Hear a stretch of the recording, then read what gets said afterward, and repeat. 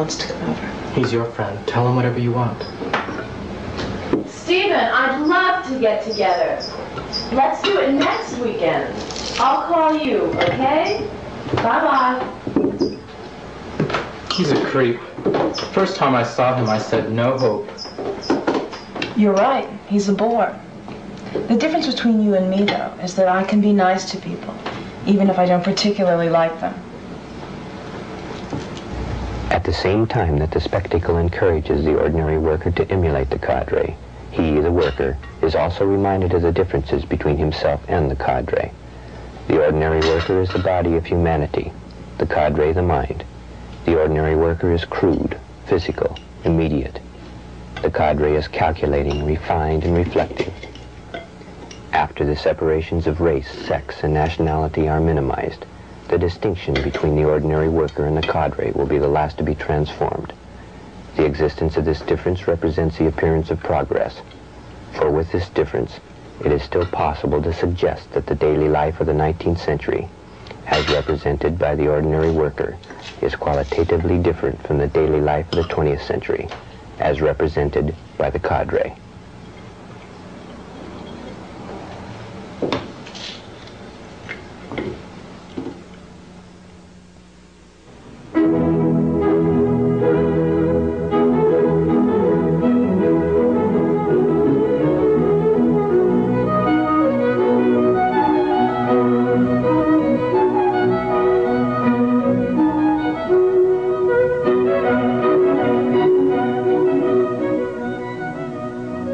South Africa and Italy, from Hong Kong to Mexico City, a new generation of rebels grows up.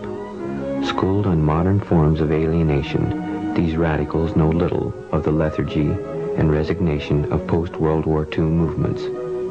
This group is part of a generation for whom rebellion has been a way of life from the earliest years, who have never known a normal existence. They do not think of revolt as a political or economic decision, but rather as a necessary and unavoidable response to the constraints imposed upon them by power.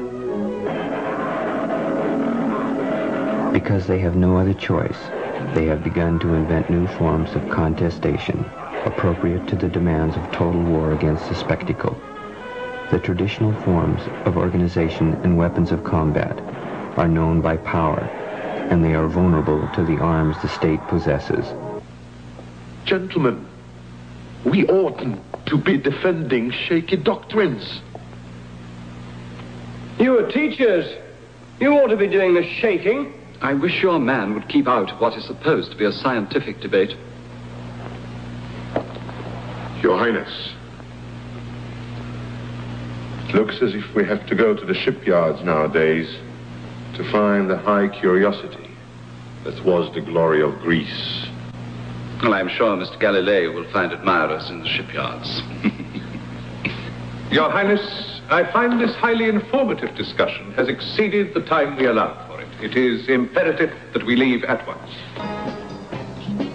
The new revolt is as likely to appear in a totalitarian regime like South Africa or China, where the state has suppressed all organized opposition, as it is likely to appear in a modern nation like Italy, where the marketplace is glutted with models of false consciousness.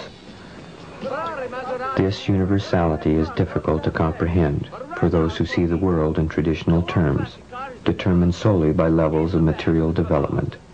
Just as the society of the spectacle is the first truly global system of domination, the new rebels comprise part of the first worldwide opposition based on a single, all-encompassing, radical project. The Soweto Revolt of 1976 took everyone by surprise. The revolt began with an issue that startled the state precisely because it was modern. The Soweto high school students rejected the state's attempt to colonize their daily communication with the Boer language, and in so doing, the students cut through all liberal rubbish about the underdevelopment of South African blacks. The children of Soweto, as they became known, immediately demonstrated their maturity. They attacked with equal vigor the institutions of the state and the so-called progressive forces which sought to represent them. They refused to show respect for private property.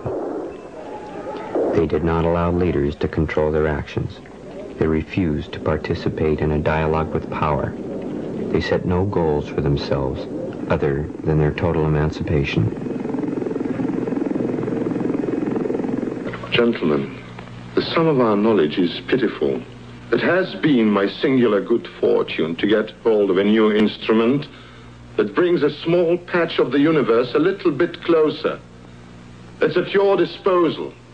Make use of it. Your Highness, ladies and gentlemen, where is all this leading? Are we as scholars concerned with where the truth might lead us? Mr. Galilei, the truth might lead us anywhere.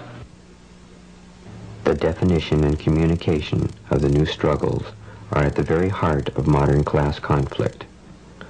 The active refusal of power's attempts at categorization and the reinvention of a language of revolt, which is necessarily incomprehensible to the state, ensure a clear pull between pro and anti-spectacle forces. Nothing befuddles and angers power more than a refusal to acknowledge its authority. We'd like to make it clear to the outside world that we are prepared to get whatever we want, and we'll see to it that whatever we want we get. If possible, we will use force. That means violence. If possible? If possible. You prefer to use force? To use violence. Why? Because by sitting around table and talking some of these things with the white people, you see, it brings no good feature to us. It's just like talking to a stone. So by violence, then that they understand a little of what you say. A little. Now by war, they will understand everything.